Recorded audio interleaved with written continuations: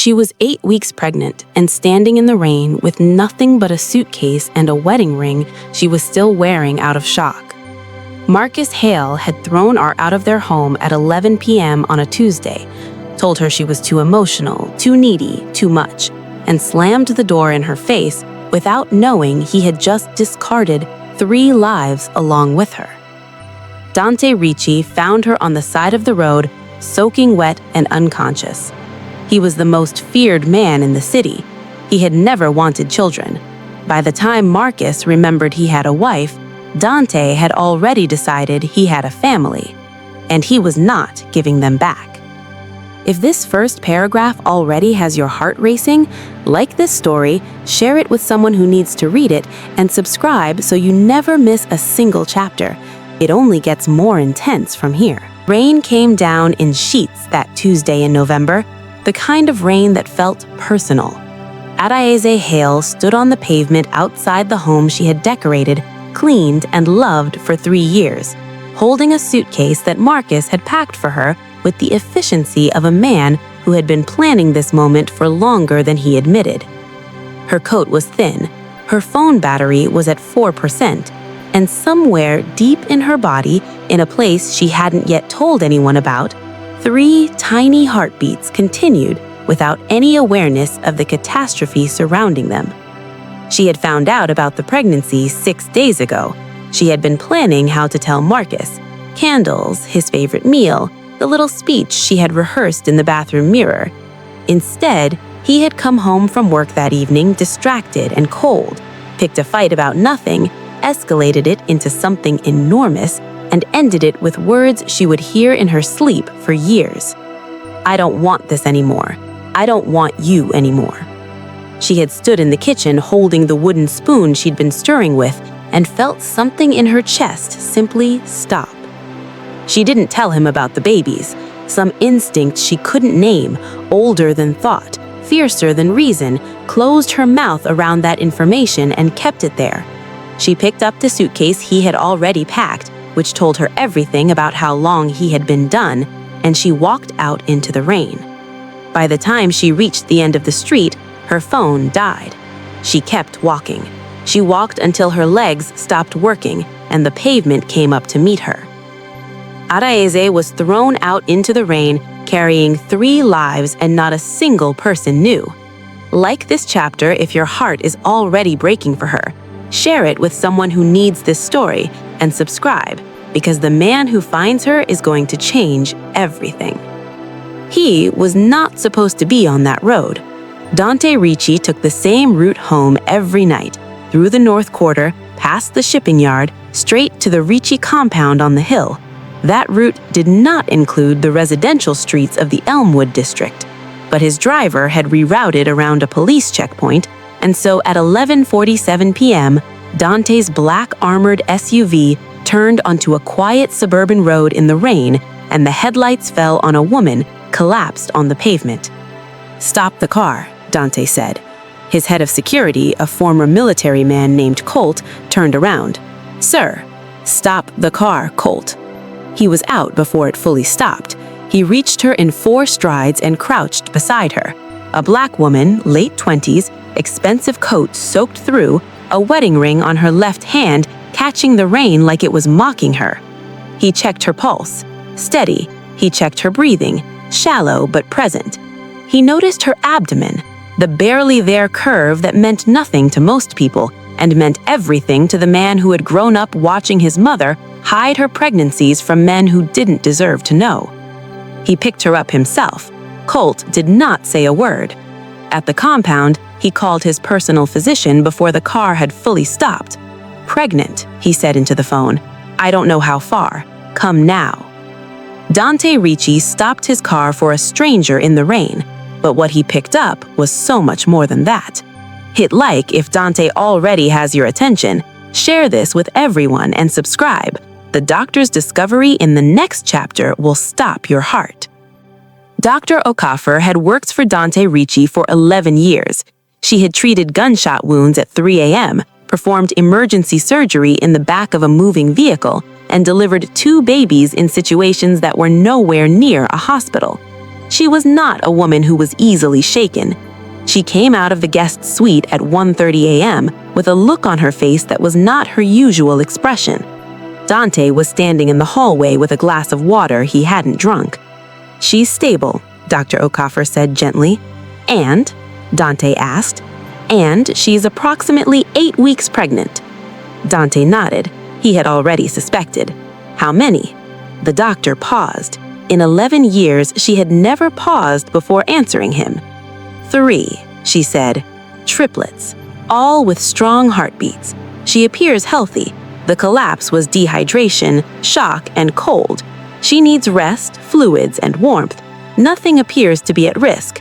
Another pause. "But Dante, whoever sent her out into that rain tonight needs to understand what they nearly did." Dante looked at the closed door of the guest suite. Behind it, a woman he had never met before tonight was sleeping, not yet knowing that the man who had thrown her out had done so without knowing about 3 lives. He thought about the wedding ring. He thought about the packed suitcase. He thought about the look on his mother in a memory 25 years old. "Nobody sent her out," he said quietly. "She was thrown out." He set down the glass and went to his study to make some calls. 3 heartbeats, 3 lives that almost didn't make it through one night. Like this chapter if Dr. Okafor's pause wrecked you. Share this story because it deserves to be read everywhere, and subscribe because the Adaeze wakes up in the next chapter. Adaeze opened her eyes to a ceiling that was not her own.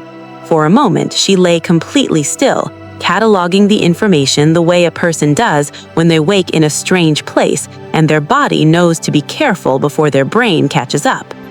The ceiling was high, very high. The room was large, warm, and spare, decorated in dark wood and cream linen. The bed was deeper and softer than any she had ever slept in. An IV drip was attached to her left arm. She sat up sharply. "Easy," a woman's voice said. A black woman in her 50s in a doctor's coat rose from a chair by the window. "You're safe. You're perfectly safe. My name is Dr. Okafor. You were found on the road last night, unconscious. You were brought here." "Where is here?" "Somewhere safe." "My babies." The words came out before she could measure them. Her hands went to her abdomen. "Are fine," Dr. Okafor said immediately, gently. "All 3 of them. Strong heartbeats, every one. You did well keeping them safe even when you didn't know you needed to." Adaze's eyes filled. She did not cry. She pressed the tears back with a ferocity that the doctor noted and said nothing about. A woman who had learned not to cry in front of strangers. "Who brought me here?" she asked. Dr. Okafor considered her answer with the precision of someone who knew that names carried weight. Someone who stops when other people drive past. She woke up, her babies are safe, and she's in a house she doesn't recognize belonging to a man she hasn't met yet. Like this chapter if your heart is already breaking for her. Share it with someone who needs this story and subscribe because the man who finds her is going to change everything. He knocked. That was the first thing she noticed. In a house that was clearly his, with staff who moved around him like planets around a sun, he knocked on the guest room door and waited. "Come in," she said, because she didn't know what else to say. Dante Ricci was not what she expected. She didn't know what she expected. Something from the house's atmosphere suggested power, wealth, and the kind of authority that didn't explain itself.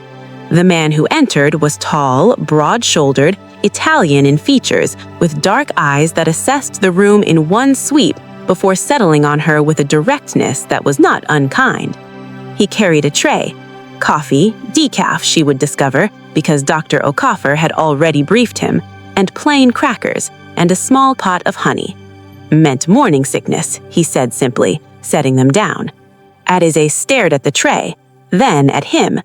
"You're the one who found me." "Yes." "Why did you stop?" He sat in the chair the doctor had vacated, unhurried, as if he had nowhere more important to be, which she would later learn was extraordinary for him. "Because you were there," he said. "That was enough."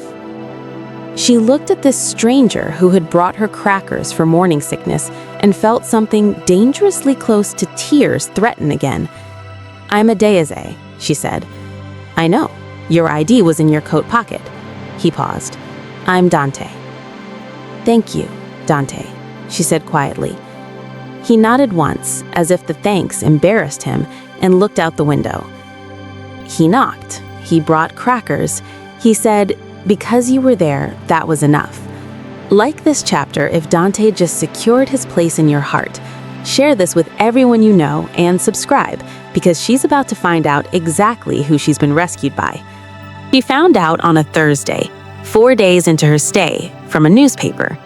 She had been sitting in the sunroom, a warm glass room off the east wing that Dr. Okafor had declared ideal for morning rest, when a member of the household staff left a broadsheet on the side table without thinking. The headline was not about Dante, but his name was in the third paragraph of a story about the city's port reconstruction contract, and beside it, in the careful language journalists used when they knew exactly what they were implying but couldn't prove it, were the words, "Ricci, whose business interests have long been the subject of federal scrutiny." She put the paper down and looked around the room with new eyes. The cameras she had assumed were standard security. The men at the gate she had assumed were normal staff. The way all sound in the house seemed to still whenever Dante entered a room, she had thought it was simply respect. She picked the paper back up and read the entire article. When Dante found her in the sunroom an hour later, she looked up at him steadily. "Tell me who you are, the real version." He looked at her for a long moment. Then he pulled up a chair, sat down, and told her the truth. Not all of it, but enough. More than he had told anyone outside his organization in years. When he finished, she was quiet. Then, "Are my children safe here?" "Yes," he said. "Absolutely yes." "Then we can figure the rest out," she said. He didn't know what to do with a woman who responded to that information with pragmatic calm. He found he respected it enormously. She found out who he really is, and her first question was about her children's safety. Adaeze is built different. Like this chapter if she just became your favorite character. Share this story widely, and subscribe, because Marcus Hale is about to realize what he threw away. It took him 11 days. 11 days before Marcus Hale picked up his phone, called Adaeze's number, disconnected because her phone had died on the pavement and she hadn't replaced it yet, and felt the first cold finger of something that might have been guilt if Marcus had been more honest with himself about what guilt felt like. He told himself he was checking in. He told himself it was the responsible thing. He did not tell himself the truth, which was that the woman he had met 2 weeks ago had stopped returning his calls, and that the apartment felt different without Adaeze in it. Not lonely exactly, but quieter than he preferred. He called her mother. Her mother, a woman named Mrs. Obi, who had never fully trusted Marcus and had spent 3 years being polite about it, told him she hadn't heard from Adaeze in nearly 2 weeks, and that the last conversation they'd had, Adaeze had sounded distant and strange. The cold finger became a hand. He called her friends, her colleagues. He drove past her favorite places in the city. Nothing. He went to the police on day 14 and filed a missing persons report describing her as his wife, omitting the part where he had packed her suitcase himself and watched her walk into the rain.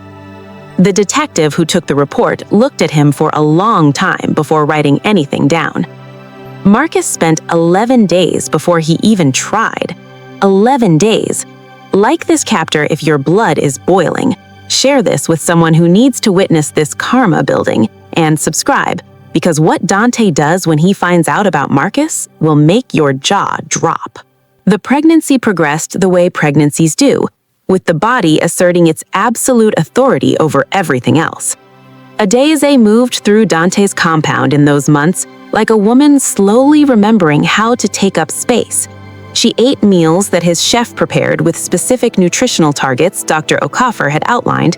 She slept in the deep, soft bed and stopped dreaming about rain. She video called her mother, once she had a new phone, and told her she was safe and staying with a friend, which was technically true in the way that all enormous omissions are technically true. Dante appeared at breakfast most mornings. He appeared at dinner when he was not traveling. He asked her questions, not about Marcus, never about Marcus, but about her, what she had studied, what she had wanted to be before life rerouted her, what she thought of the novel she was reading, what she wanted for the children. She told him she had wanted to be an architect. The following week, a drafting table appeared in the sunroom, architecture books, design software, a note in Dante's handwriting, in case you want to start again. She stood at the drafting table for a long time before she sat down and opened the first book. She did not examine what she felt for him. She kept that in a locked room inside herself and focused on the 3 lives depending on her for everything. But the locked room had a window, and light was getting in. A drafting table, no note asking for anything in return, just in case you want to start again. Like this chapter if you felt that land, share it everywhere, and subscribe, because the babies are coming in the next chapter, and Dante is about to become someone he never planned to be. They came 6 weeks early, as multiples often do, on 30:17 a.m., on a night in July when the city was hot and still. Adaeze woke to the particular, unmistakable sensation of her body beginning the work it had been building toward for 7 months. She was calm. She had prepared for early labor. Dr. Okafor had prepared her, but the speed of it was something no preparation fully covered. She called out once.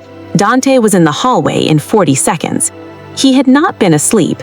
She learned later that he rarely slept when she was uncomfortable, that he had taken to sitting in the hallway outside her room in the final weeks in case she needed anything in the night. She did not examine what that meant. She focused on breathing. Dr. Okafor arrived. The medical team she had quietly assembled over the previous months filled the room with controlled, competent urgency. Dante stayed. Nobody asked him to, and he didn't ask permission. He simply stayed, standing where she could see him, and when she reached for something to hold during the hardest part, his hand was there.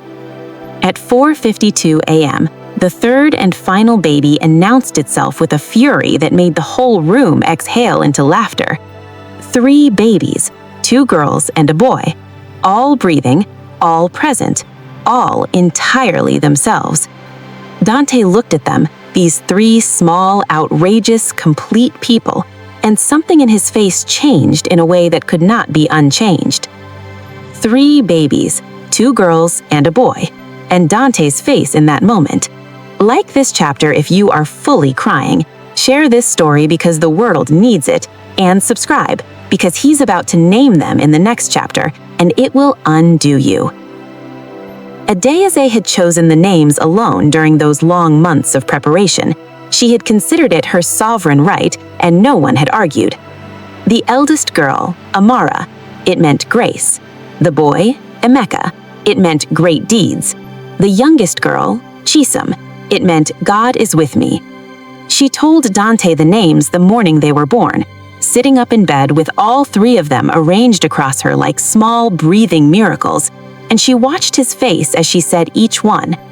Amara, he repeated, as if testing the weight of it. He looked at the eldest girl, dark-eyed, already watchful, already studying the room. It suits her. Emeka, he said next, and looked at the boy who was asleep with his fist pressed against his cheek in a gesture of self-assurance that was almost comic in someone 4 hours old. And Chisom, he looked at the youngest girl, the one who had announced herself so loudly, now asleep with what appeared to be complete satisfaction. Dante was not a man who cried. In 39 years, he had not cried at funerals, at losses, at the kinds of things that brought other men to their knees. He looked at Chisom, the smallest, the loudest, the last, and his jaw worked silently for a moment. Good names, he said finally. His voice was not entirely steady. I know, Adaeze said gently. She reached out and touched his hand briefly. He turned his palm upward and held it. He held her hand. He said good names with an unsteady voice. This man, Like this chapter if Dante just broke you open. Share it because this is the chapter that will go everywhere. And subscribe because Marcus is about to find out she's alive and where she is. It was Adaeze's mother who broke the silence. Not maliciously, but with the guileless honesty of a woman who had been worried for 8 months and assumed, wrongly, that the worst between her daughter and son-in-law was over. She called Marcus to tell him he was a father, 3 times over. The silence on his end lasted so long that Mrs. Obi thought the call had dropped. She was pregnant, Marcus said. It was not a question. It was the sound of a man doing terrible arithmetic. 8 weeks when you... Yes, Mrs. Obi said, and her voice had gone cold in the way that mothers' voices go cold when they have decided something permanent about a person. Marcus hung up. He sat in the apartment, their apartment, still with her things in it because he hadn't been able to bring himself to remove them, and understood, with the slow and nauseating clarity of a man who could no longer avoid himself, exactly what he had done. He had thrown out his pregnant wife. She had collapsed in the rain. She had been taken in by another man, a man whose name, once Marcus's investigator traced it, made his blood run cold. She had given birth to his children in Dante Ricci's house. His children were living with Dante Ricci. He called his lawyer at 6 a.m. "I want my family back," he said. All of them. His lawyer, who had dealt with Marcus long enough to know when to choose words carefully, said, "Marcus, do you understand who Dante Ricci is?" Marcus found out everything in one phone call, and his first move was a lawyer. Like this chapter if you want Dante to destroy him. Share this because this story is about to explode, and subscribe. Dante's response to Marcus's legal threat is coming, and it is everything. The letter from Marcus Hale's lawyer arrived on a Monday. It was a formal request for Adaeze to return to the marital home and for access to the children, carefully worded, legally sound, and delivered to the Ricci compound by a courier who handed it to Colt with shaking hands. Dante read it once. He set it down on his desk. He picked up his phone and made 2 calls, one to his own lawyer, one to someone whose name was not written anywhere, but whose capabilities exceeded anything a family court could provide. Then he went to find Adaeze. She was in the sunroom with the babies, all 3 of them on a wide playmat, Amara already attempting to lift her head with the determination of someone who intended to be running by next week. Adaeze was cross-legged on the floor beside them, reading aloud from an architecture book in the soothing voice that made all 3 of them calm. Dante sat down on the floor beside her. He placed the letter between them without a word. She read it. Her face did not change in the way frightened people's faces change. It changed in the way of someone who has been waiting for something and is not surprised it has arrived. "What do you want to do?" Dante asked. She looked at Amara, who had successfully lifted her head and was staring at the ceiling with profound satisfaction. "I want my children to be safe, and I never want to go back." "Then you won't," he said simply. "Either of those things." He sat on the floor beside her. He asked what she wanted, and then he promised both things without hesitation. Like this chapter if Dante is everything, share this story, it is reaching its peak, and subscribe. The courtroom confrontation is next and Marcus is not ready. The family court hearing was set for a Thursday in October, the kind of gray, heavy-skied day that felt appropriate for the occasion. Marcus arrived with 2 lawyers and an expression of manufactured grief that had clearly been coached. He wore his wedding ring. He had sent flowers to Adaeze the week before, intercepted by Colt before they reached her, because Dante had not become what he was by underestimating small gestures. Marcus arrived with Dante beside her, not as her lawyer, not as her representative, but simply as the person who was there.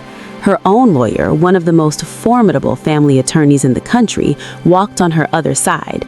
The things that came out in that courtroom over 3 hours were the kinds of things that do not leave a room the same way they entered.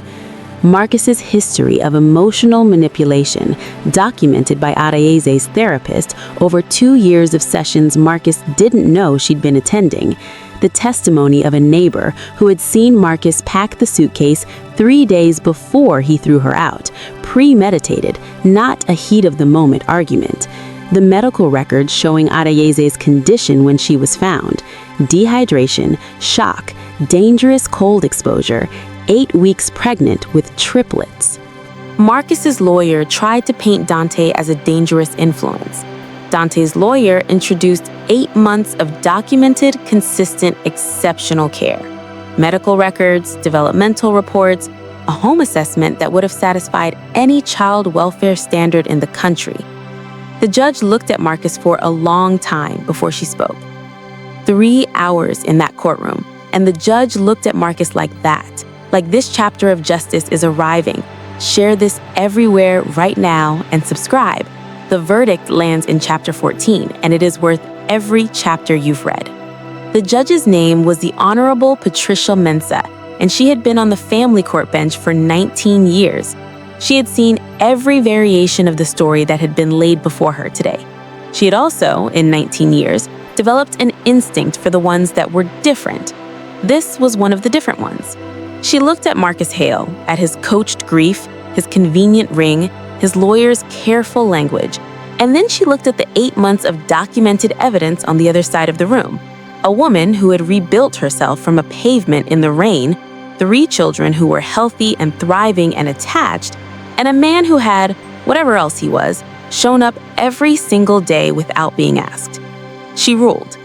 Full physical custody to Adaeze. Dante Ricci named as primary caregiver of record alongside the mother.